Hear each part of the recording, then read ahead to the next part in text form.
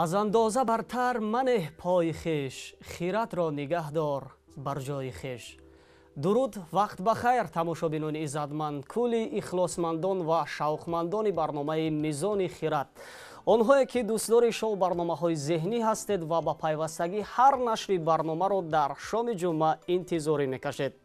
دوستان عزتمند، یادآور میشیم برنامه مذکور با مقصد ارزگذاری به تاریخ و فرهنگ، زبان دولت سینمای ملی، دستگیری های پیوسته پیشوای ملت پرزیدنت جمهوری تاجیکستان محترم امامعلی رحمان و اینچنین جهت تحکیم بخشیدن حس خودآگاهی جوانان منظور یک شما میگردد. چون همیشه منبع برنامه میزان خیرت جای به هم آمدن بهترین استعدادها جوانان فعال می باشد که از دانشگاه و دانشکده ها دوری هم می آیند و طول چند فرصت دانش و مهارت خویش را در اسکندوارد تلویزیونی میسنجند. امروز نیز با برنامه ما آمدند یک گروه جوانان فعال از دانشگاه و دانشکده های مختلف کشورمان. حضور همه بچه ها را به شو برنامه ذهنی میزان خیرت خیر مقدم میگوییم. خوش آمدید. اکنون بیایید چون عنعنه این برنامه در آغاز یک معرفی کوتاه میکنیم، کمی شناس میشویم و بعدا ما غالبان بخش بازی با تماشابین را اینجا اعلام میکنیم. انیخترش همان اشتراکچیانی که به واسطه در بخش سوال تماشابین اولی شده پاسخهای درست را با عنوان برنامه میزان خیرت ارسال کردند. خوب، دسته امروزه را کی معرفی میکند؟ مرحمت. سلام و درود به پایان با کلی بینندگان شبکه تلویزیونی سینما، مخصوصا شو برنامه انتلکتوالی میزان خیرت و ما از یک چند دانشگاه‌های مختلف کشور از جمله دانشگاه آموزگاری، دانشگاه تجارتی و دانشگاه طبی سرجم آمدیم. مقصد و هدف اساسی ما سرجم آمدن ما دانشجویان در آن است که مهارت و ملکه خود را در این آزمون انتلکتوالی میزان خیرت، یعنی سایقل و بهتر و خوبتر گردانیدن دانش و مهارت خود می باشد. فکر میکنم که همه برنامه رو دیدند، همه با شرطهای برنامه شناس هستند.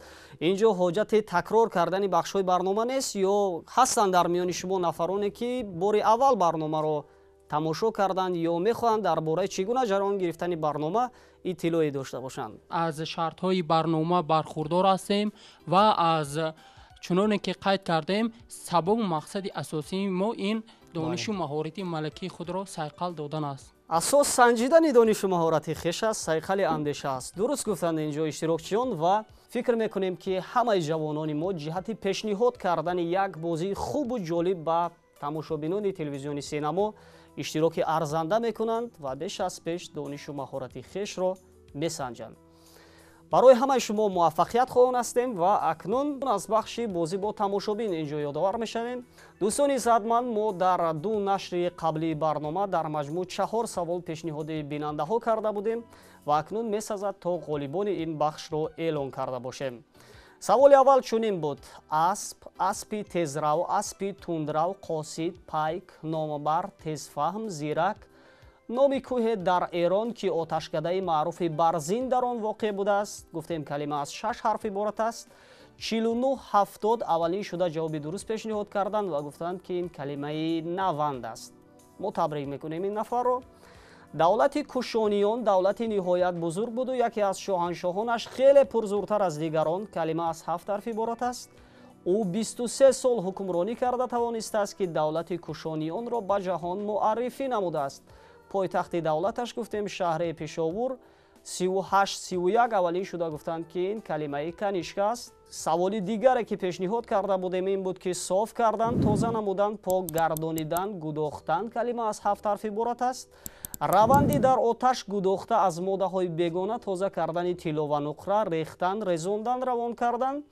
در زیر همین مفهوم واضح می شود که تکنیکای با نقره پوشیده زیاده از 1000 سال پیش به مردم ما معلوم بوده است. این اصول خالی ساختن متال های گرانبها به خصوص طلا امروز روند تکنولوژی بوده با نام افیناژ معلوم است. گفتیم 49-70 بازم اولی شده گفتند که این کلمه پالودن است. و سوال دیگر این بود که آن که از پای دیگر می رود تقلید کننده تابع. نامی شاعر معروف تاجیک 40-80 اولی شده گفتند که این کلمه پیرو است. мо табрик мекунем ҳамаи ин иштирокчиёнро ки воқеан дар бахши бозӣ бо тамошобин хеле ҳам фаъол буданд ва ба унвони барномаи Мизони Хирад ҷавобҳои худро ирсол карданд. Акнун онҳо метавонанд тавассути наздикон ва ё бевосита метавонанд ба муассисаи давлатии телевизиони синамо муроҷиат намоянд ва тӯҳфаҳои хешро дастрас намоянд. ҳамин тавр мо бахши аввалро дар ҳалқаи донишҷӯёни имрӯза оғоз мекунем.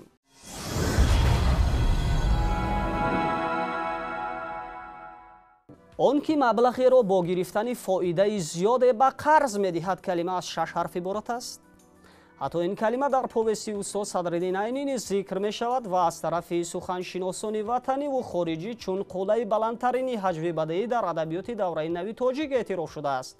ҳамчунин ин калима дар яке аз филмҳои маъруфи ватаниямон низ омадааст. аниқтараш ин филм аз рӯзгори нафаре қисса мекунад ки маблағҳояшро бо гирифтани фоидаи зиёде ба қарз медиҳад. марам аз шумо аввалин шудам. ин калима судхӯр ном дорад. судхӯр инсоне ки маблағҳояшро бо мақсади ба даст овардани фоида медиҳад ба касе судхӯр аст. дар повести устод Садриддин Айнӣ омадааст. доранд устод Садриддин Айнӣ повесте ки дар он ҷо ҳамин калима омада бошад? ё дар филми ватаниямон гуфтем?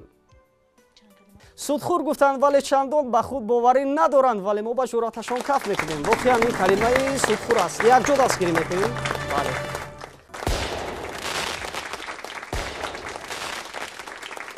саволи дигар пешниҳод мешавад. нақш, нақша, лоиҳа. нақшаи иморати нав калима аз 4 ҳарф иборат аст. шакл, тартиб, тарз, баровардан, партофтан, дур кардан. амали дуюм аз 4 амали ҳисоб. амали дуюм аз 4 амали ҳисоб чӣ аст охир? чорум. амали дуюм гуфтем аз 4 амали ҳисоб. ҷавоб тарҳ аст. тарҳ мегӯянд, яъне нақша, лоиҳа, нақшаи иморати навро низ тарҳиб ин ё он бино мегӯянд охир. ба меҳмон карда буду хона бунёд, ба тарҳи ӯ қалам ангушти беҳзод. бале, ба ифтихорашон каф мекунем. саволи навбатӣ пешниҳод мешавад. ҷоизаи давлатии ҷумҳурии Тоҷикистон ки ба олимони ҷавон дар соҳаи илм ва техника барои таҳқиқоти илмӣ ва инкишофи илмҳои бунёдӣ, гуманитарӣ, техникӣ, табиатшиносӣ ва тиб дода мешавад. калима аз 6 ҳарф иборат аст. мақсад аз таъсиси ҳамин ҷоиза дарёфти истеъдодҳои нав, инкишофи имкониятҳои илмии ҷумҳурӣ, оммавигардонӣ ва муаррифии беҳтарин корҳои илмӣ ба анҷом расида мебошад.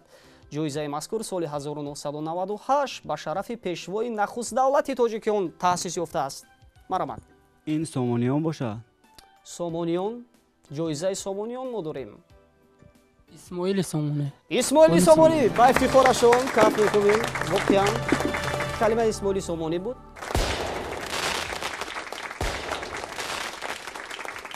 шохае аз илми физика ки ҳодисаҳои марбут ба нур ва хосиятҳои нурро меомӯзад. калима аз 6 ҳарф иборат аст.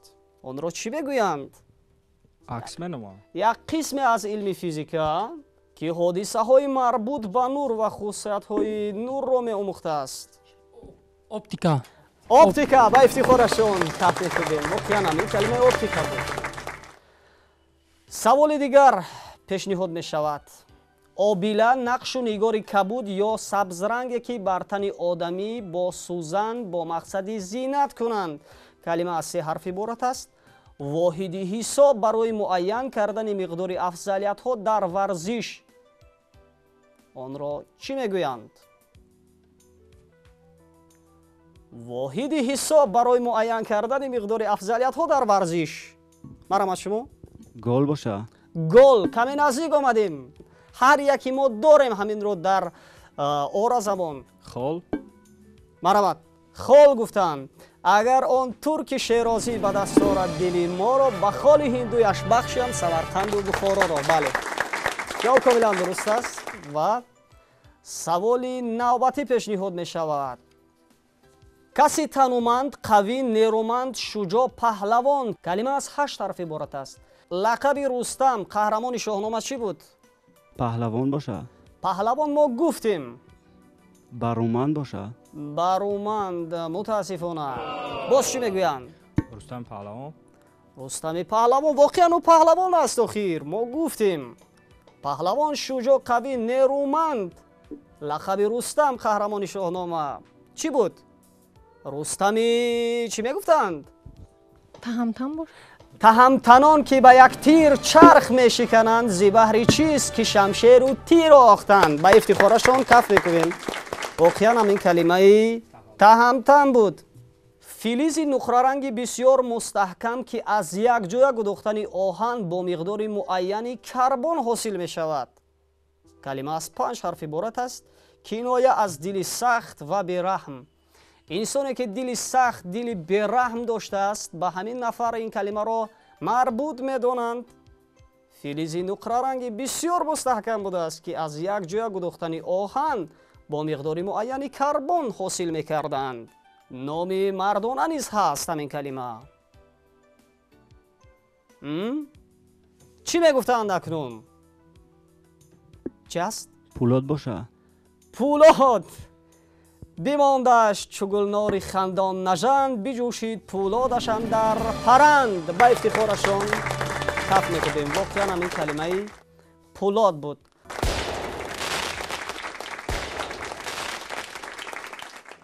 фоида, манфиат, наф калима аз 3 ҳарф иборат аст. додгоҳ мақоми давлатӣ ки мурофиаҳои шаҳрвандӣ ва ҷиноятиро мебинад. суд гуфтанд. дар ишқи ту бар умеди суде 100 бор маро зиёд расидааст. ба ифтихорашон каф мекунем. воқеан фикр мекунам ки даври аввали барнома бисёр ҷолиб, шаффоф сурат гирифт ва ҷавонони мо бо истифода аз дониш ва имкониятҳое ки доштанд дар ин барнома тавонистанд як бозии хубу ҷолиб манзури бинандаҳо гардонанд.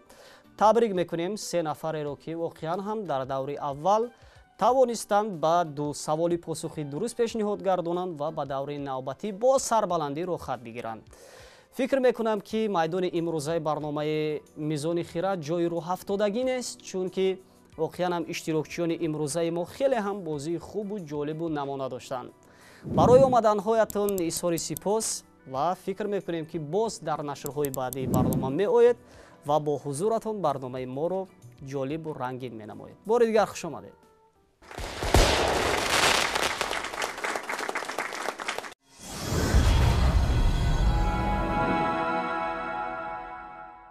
тамошобинони иззатманд, шумо даври дуюми шоу барномаи зеҳнии мизони хиратро тамошо доред ва ҳамин тавр мо аз 7 нафаре ки дар ин майдон як иштироки хубу ҷолиб доштанд, 3 нафареро интихоб кардем ки онҳо нисбати ҳамтоён ба 2 саволӣ посухи дуруст пешниҳод карданд. то он ки мо бо бачаҳо шинос шавем, месазад саволи аввали бозӣ бо бинандаҳоро инҷо пешниҳод гардонем. савол чунин аст: обкаш, машкоб, обдиҳанда. касе ки обро бо машк мекашад. калима аз 6 ҳарф иборат аст.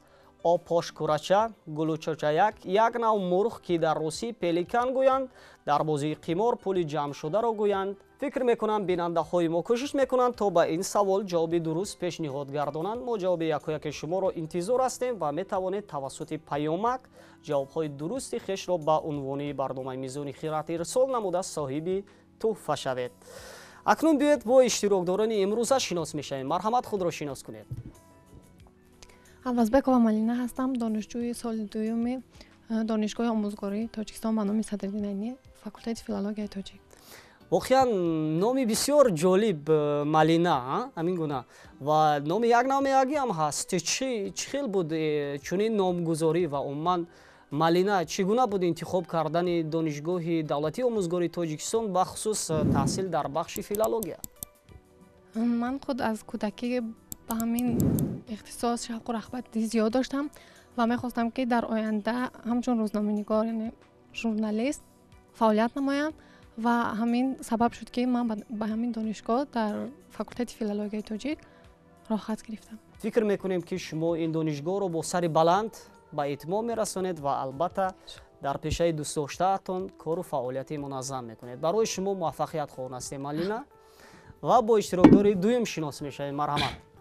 ман Қудратов Мадёр, донишҷӯи донишгоҳи давлатии омӯзгории Тоҷикистон ба номи устод Садриддин Айнӣ дар бахши таърих, яъне ихтисоси таърих ҳуқуқ таҳсил мекунам و در ایام خردسالی یعنی شوق و رغبت من به همه فن‌های جامعه شناسی از جمله تاریخ، حقوق و دیگر فن‌هایی که به جامعه شناسی علاقه‌مندند شوق و رغبت زیاد داشتم. سخنرانی‌های پیشوای معظم ملت محترم جناب عالی امام علی رحمان در همه برآمدهای خودشان قید می‌کردند که یعنی ما اگر تاریخ و فرهنگ خود را ندانیم یعنی انسان کامل شدن نمی‌توانیم. ما جوانان را ضرور است که با چنین سخن‌هایی که جناب عالی قید می‌کنند البته داننده خوبی تاریخ و فرهنگ خیش باشیم. ارزگذاری به همین تاریخ و فرهنگ ملت خود کرده باشیم. بهترین مدیار. با اشتراکداری سیم شناس میشه. مرحمت.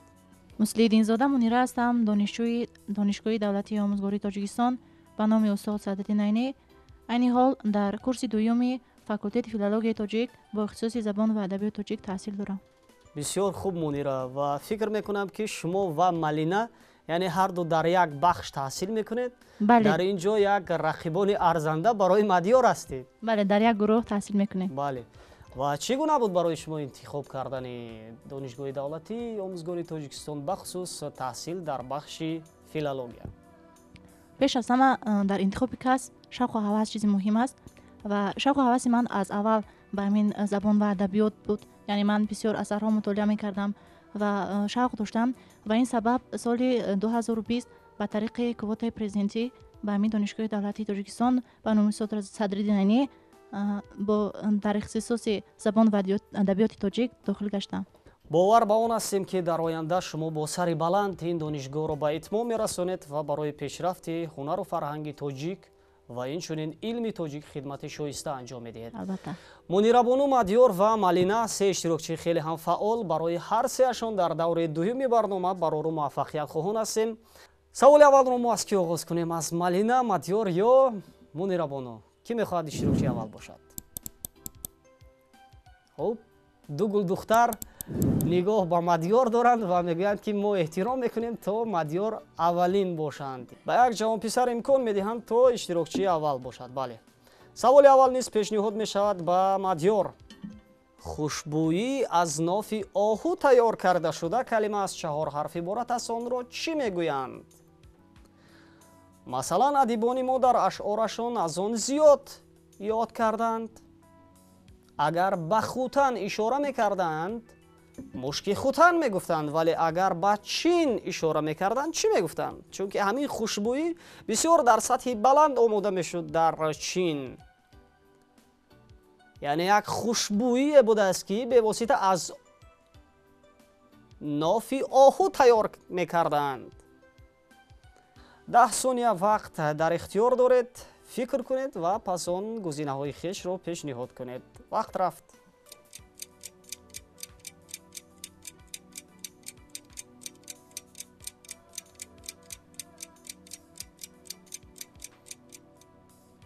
وقت به انجام رسید مدیار. چی میگفتند آن را؟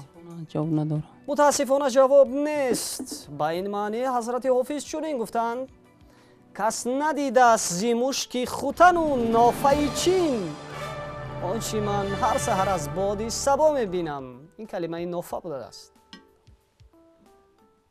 این کلمه را جای خوانده بودید؟ جای با آن آشنا شده بودید در کتاب ها؟ یا باری اول میفهمید؟ بله، در اثرهای همین شاعران نویسندگان آشنایی هستم دارم. آشنا بودیم ولی متاسفانه به خاطر نآمد. هیچ گپ نه. سوال دیگر اکنون پیشنهاد می شود به ملینا. ماچ، ماه، قمر کلمه از 3 حرف عبارت است. راوی گمانی رودکی نام یک راوی رودکی بوده است. راوی داشتن رودکی را بار اول سعید نفیسی سال 1931 بیان کرده بود. شما فیلم قسمت شاعر را تماشا کردید؟ اگر تماشا کرده باشد در همانجا رودکی یک راوی خودشان را دارند و همین راوی را کارگردان فیلم باریس کیمیاگر به واسطه در فیلم جای دادند که شعرهای رودکی را میخواند. در همانجا آن نفر چی نام داشت؟ راوی رودکی که به واسطه شعرهایش را میخواند. 10 ثانیه وقت در اختیار دارید تا اینکه فکر کنید. وقت رفت.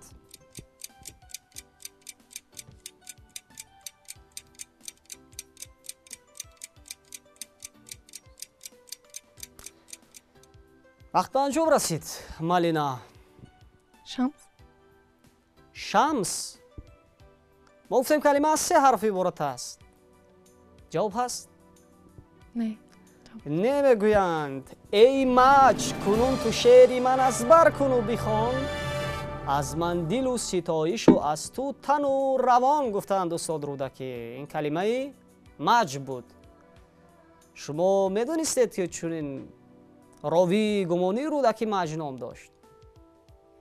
نمیگویند متاسفانه. حتی فیلم رو نیز تماشا نکردید. همین خیلی هیچ گپ نیست.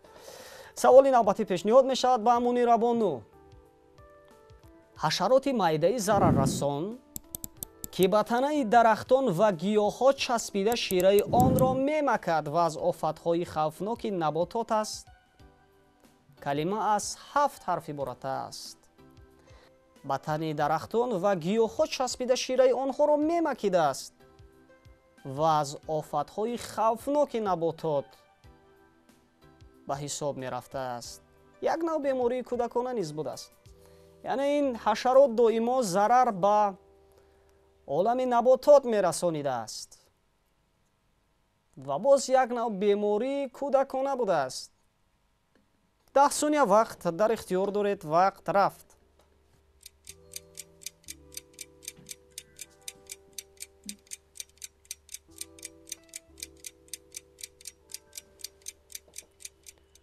وقت به انجام رسید. منیر بانو چی میگفتند آن را؟ متاسفانه نیفتم. متاسفانه نیست جواب. با این کلمه شیرینچه بود. فکر میکنم که شما این سوال ها را در خاطر میگیرید. سوال نوبتی اکنون باز پیشنهاد می شود به مدیار. نماینده دولت در دادگاه که ادعانامه درباره تبهکاران صادر می کند. کلمه از 8 حرف عبارت است. کسی که داد کسی را از دیگر بگیرد. ستاننده داد، داور، دادرس را باز چی میگویند؟ سوال رو تکرار میکردی؟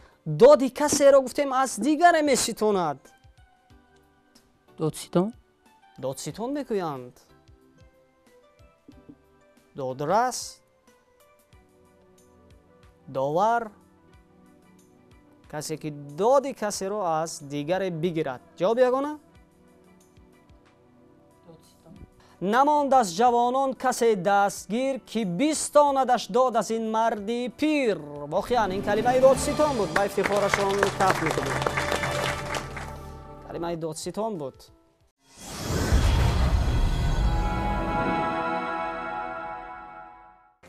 مالینا شما پرنده ها را دوست می‌دارید یا پرنده دوست داشته شما کدام پرنده است؟ هدهد. هدهد بسیار دوست می‌دارید. و یک سوالی ما وابستگی می‌گیرد به نام یکی از پرنده ها. پرنده خوش‌آوازی خردتر از کبوتر که در گردن طوق دارد. کلمه از 5 حرف عبارت است. نام زنانه. نام یکی از سیماهای اساسی از نمایشنامه زن آهنین.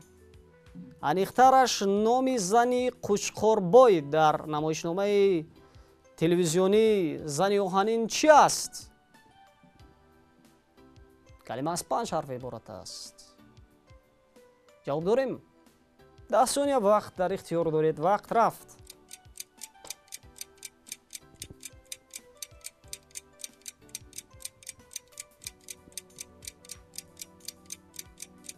وقت به انجام رسید مالینا. چگونه واریانت ها گزینه ها به خاطر آمد؟ مرحمت داریم؟ نه آمد به فکر. الا تا درآیند طوطی و شارک، الا تا سرآیند قمری و ساری. این کلمه قمری بوده است. به خاطرتان آمد؟ بله میگویند. و سوال دیگر اکنون پیشنهاد می شود به منیر بانو. асаре ки аз 5 китоб иборат аст, калима аз 5 ҳарф иборат аст, 5 гуна адади 5ро низ мегӯянд. خمسة. хамса қабул кунем. بله. мо ба ифтихорашон каф мекубем. дар ҳақиқат ҳамин калимаи хамса буд. саволҳои охирин акнун пешниҳод мешаванд. номи бузургтарин сайёраи манзумаи офтоб ки мунаҷҷимони қадим онро муборак мешуморанд ва онро саъди акбар ва қозии фалак ҳисоб мекарданд. калима аз 7 ҳарф иборат аст. харидор, талабгор, толибро низ мегӯянд.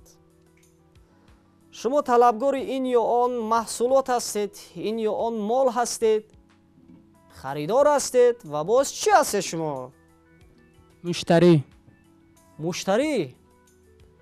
яъне номи сайёраи муштарӣ ҳаст? ҳамин хел. بله کلانترین سیاره آفتابی این مشتری. муштарӣ мегӯянд ҷуз толеи муборак аз муштарӣ чӣ ёбӣ? ҷуз зари нақди холис аз кони зар чӣ ояд? ба ифтихорашон каф мекунем бохтиам. ин калимаи муштарӣ буд. саволи дигар пешниҳод мешавад ба Малина Бону. наве аз либоси ҷангии оҳанин ки монанд ба зиреҳ аст, аммо аз зиреҳ дида мураккаб ва аз ҳалқаҳову парчаҳои оҳан иборат мебошад. калима аз 6 ҳарф иборат аст. дар ҷонваршиносӣ косахонаи сангпуштро мегӯянд ва ҳатто ин калима номи мардона аст. нафаре ки муҳориба мекунад, ӯро аз тири душман, аз ҳамлаи аду нигоҳ медоштааст. онро чӣ мегӯянд? 10 сония вақт дар ихтиёр доред. вақт рафт.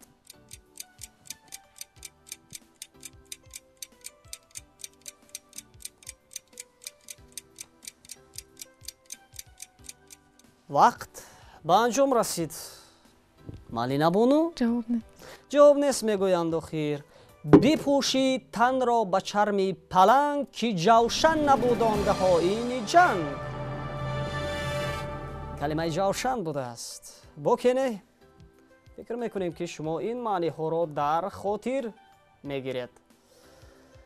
ва саволи охирин акнун пешниҳод мешавад ба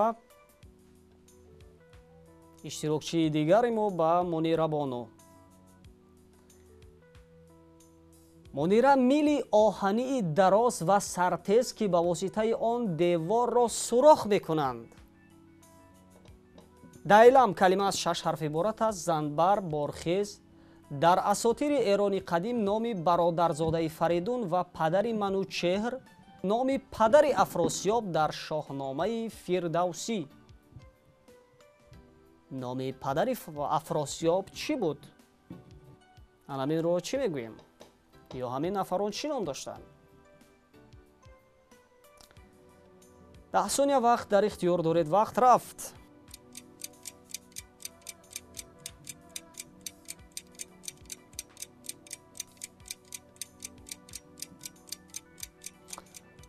вақт ба анҷом расид. متاسفانه نیفتم. мутаассифона мегӯянд. бетеғ аз он аҷал хабар созад адудро, кас хуни фосидаш наравад бар касе пашанг. ин калимаи пашанг буд. номи падари Афросиёб пашанг будааст. фикр мекунам дӯстони иззатманд шумо бо шавқу завқи беандоза бахши дуюми барномаро дидан кардед ва ҳамин тавр бозӣ дар миёни се иштирокчии мо, яъне даври дуюми барнома ба анҷом расид ва фикр мекунам ки иштирокчиёни мо хеле як бозии хубу ҷолибам доштанд ва тавонистанд сари саволҳо гузинаҳои хешро пешниҳод кунанд ва бо бартарии ду посух, яъне бо ҷавоб гардонидан ба ду саволи даври дуюми барнома, ҳамин тавр Мадиёр ягона ҷавонписаре ки дар даври дуюм миёни ду гулдухтар рақобат кард, ба даври сеюм роҳ хат гирифтанд. аз ҷониби раёсати кор бо ҷавонон ва варзиши шаҳри Душанбе ҳам ба Мунира Бону ва Малина сипосномаҳо, медалҳои ифтихорӣ ва ҳамчунин китобҳои ҳунарпешаи хушсалиқа, ҳунарпешаи маҳбуби мо устод Хошим Гадо тақдим мешавад. фикр мекунам ки шумо ин китобҳои устодро бо шавқи беандоза мутолиа мекунед ва албатта аз ҷаҳони устод ҳарчи бештар бохабарӣ менамоед.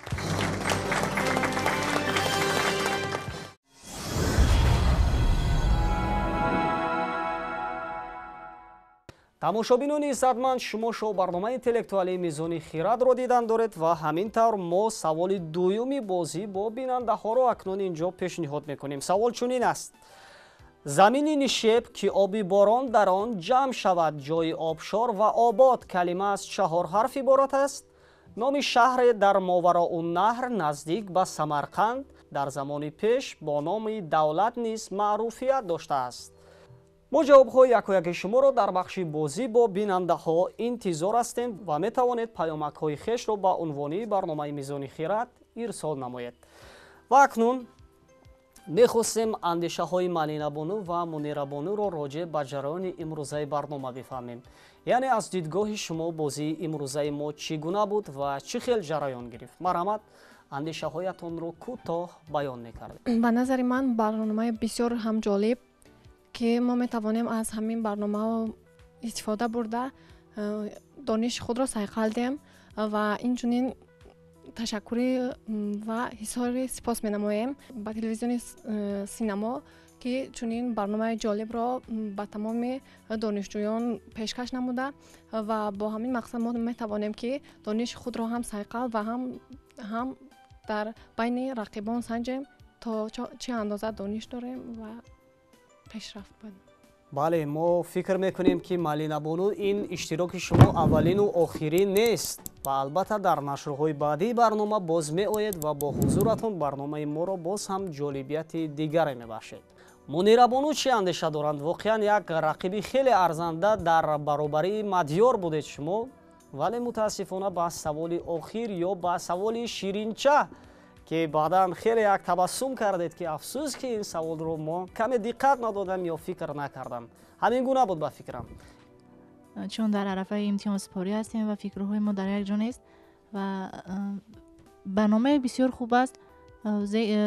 тавассути ин барномаҳо ки пешниҳод мекунед мо метавонем зеҳни худро сайқал диҳем ва аз иштирокам розӣ ҳастам ва бовар надоштам рости гап ки то ин дараҷа то ин зина мерасам ва миннатдории худро ба ҳамин телевизиони синамо мерасонам ва хоҳиш дорам ки боз ҳамин чунин барномаҳо зиёдтар шавад ва мо метавонем бош иштирок кунем. албатта мо ба натиҷаҳои ҳамкориҳои минбаъда бисёр итминон дорем ва бовар ба он ҳастем ки боз ҳам меоед ва бо ҳузуратон ба барномаи мо ҷолибияти дигаре мебахшед. барои омаданҳоятон изҳори сипос мекунем. акнун метавонед барномаи моро тарк кунед. хушомадед.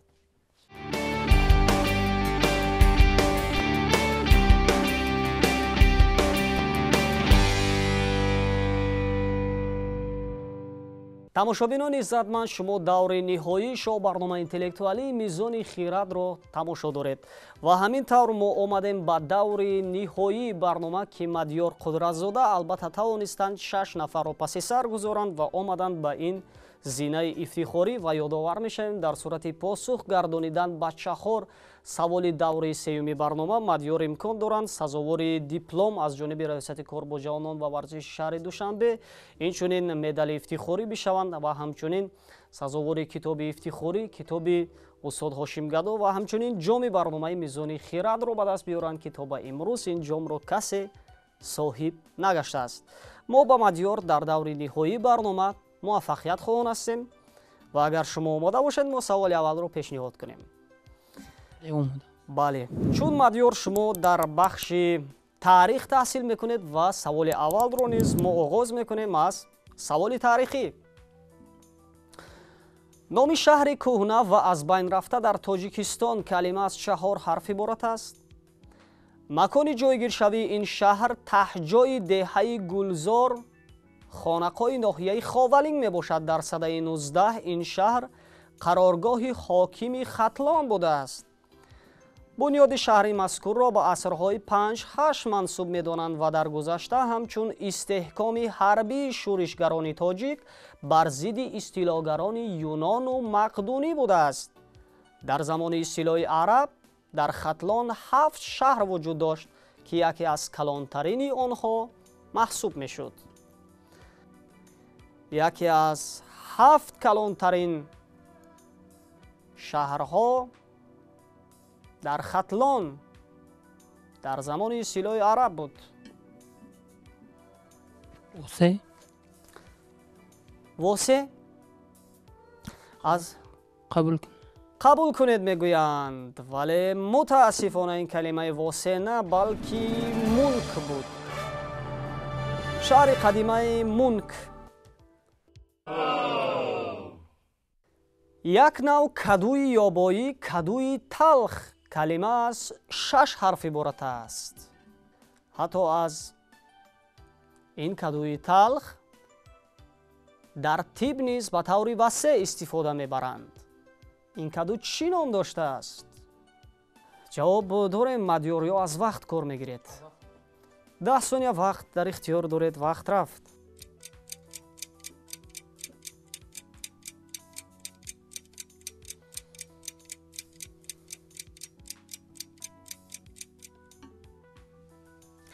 вақт ба анҷом расид. мутаассифона ҷавоб нест мегӯянд. агар ҳанзал хӯрӣ аз дасти хушхӯй, беҳад ширинӣ аз дасти турушрӯй. калимаи ҳанзал буд ва саволи дигар акнун пешниҳод мешавад. шумо умуман ба мусиқӣ таваҷҷӯҳ доред? мадёр? бале. асбоби қадимии удмонанди мусиқӣ ки 8 тор дорад, ин асбобро исо паямбар менавохтааст. калима аз 6 ҳарф иборат аст. асбобе ки оҳанги он бағоят рӯҳбахш аст. ҳатто онро исодам низ мегӯянд. аз вақт кор мегирем мадёр. 10 сония вақт дар ихтиёр доред. вақт рафт.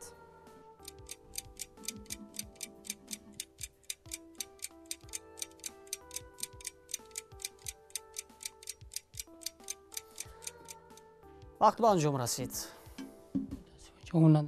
нест ҷавоб мегӯянд. ҷомею бутею барбате дар лаби кишт, ин ҳарсе маро нақду туро насия биҳишт, гуфтаанд устод Хайём. калимаи барбат буд. чанг, барбат, созҳои мусиқӣ ва саволи ниҳоӣ акнун пешниҳод мешавад. саволи охирин. моҳи 12 соли ҳиҷрии шамсӣ мутобиқи ҳуд ки ба 20 феврал 20 март рост меояд. калима аз 6 ҳарф иборат аст. онро чӣ мегӯем? моҳи чӣ мегӯем? исфанд. исфанд, яъне мутобиқи ҳуд исфанд. ин ҷавоб ягона аст. қабул кунем? бале. ва мадёр исфанд пешниҳод мекунанд ва мо ба ҷуръаташон каф мекунем. воқеан ҳам ҷавоби мадёр дуруст буд. фикр мекунам ки дӯстони азиз шумо бо шавқи беандоза барномаи моро пайгирӣ кардед ва аз иштироки мадёр низ дар бахши сеюми барнома албатта ки завқ бурдед.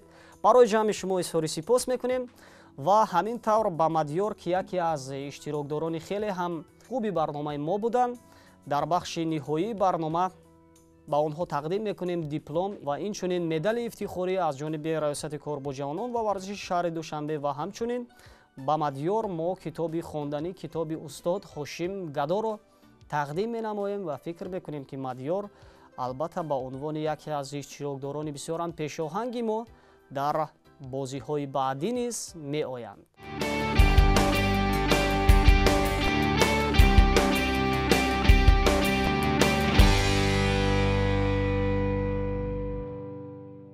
хуб мадёр, ҳамин тавр ғолиби барнома шудед. омадед то ба зинаи ифтихорӣ ва албатта тавонистед 6 нафарро паси сар гузоред. чӣ гуна таассурот аст акнун? Чӣ гуна андеша аст роҷеъ ба ҷараёни имрӯзаи барнома ва умуман нисбати бозии дигар рақибоне ки албатта дар якҷоягӣ бо шумо имрӯз дар барномаи Мизони Хират иштироки хубу ҷолиб доштанд? албатта пеш аз ҳама ба чунин ташкилкунандагони озмун аз ҷумла ба шабакаи телевизионии синамо ва махсусан ба кумитаи кор ба ҷавонони шаҳри Душанбе чунин озмунҳоро барои мо ҷавонон яъне ташкил карданд. изҳори сипоси худро мерасонам. мо низ ба шумо изҳори сипос мекунем, чун омадед имрӯз як гурӯҳи хубро албатта сарҷамъ намудед ва албатта дар якҷоягӣ бо шумо нафароне ки дар ин барнома рақобат карданд як иштироки хубу ҷолиб ва умуман як барномаи ҷолибро манзури бинандаҳо кардед. барои шумо боз ҳам дар касби илм муваффақиятҳои пайвастаро таманно дорем мадёр ва фикр мекунем ки албатта дар нашрҳои баъдии барнома боз ҳам бо ҳузуратон меоед ва барномаи моро рангин менамоед. ҳамин тавр дӯстони иззатманд, мо оҳиста оҳиста мерасем ба фарҷоми барномаи имрӯзаи мизони хирад ва чун ҳамеша акнун саволи охирини бозӣ бо бинандаҳоро пешниҳод мекунем. як нав рустании хӯрдании туршмазза ба истилоҳ каперсник. калима аз 5 ҳарф иборат аст ва албатта мо ҷавобҳои якояки шуморо дар бахши бозӣ бо тамошобин интизор ҳастем. ҳамин тавр дӯстони иззатманд, барномаи мо ба анҷом мерасад. барои якояки шумо сиҳатмандӣ ва сарбаландии бардавомро дар рӯзгор таманно дорем. то дидори нав, хайр.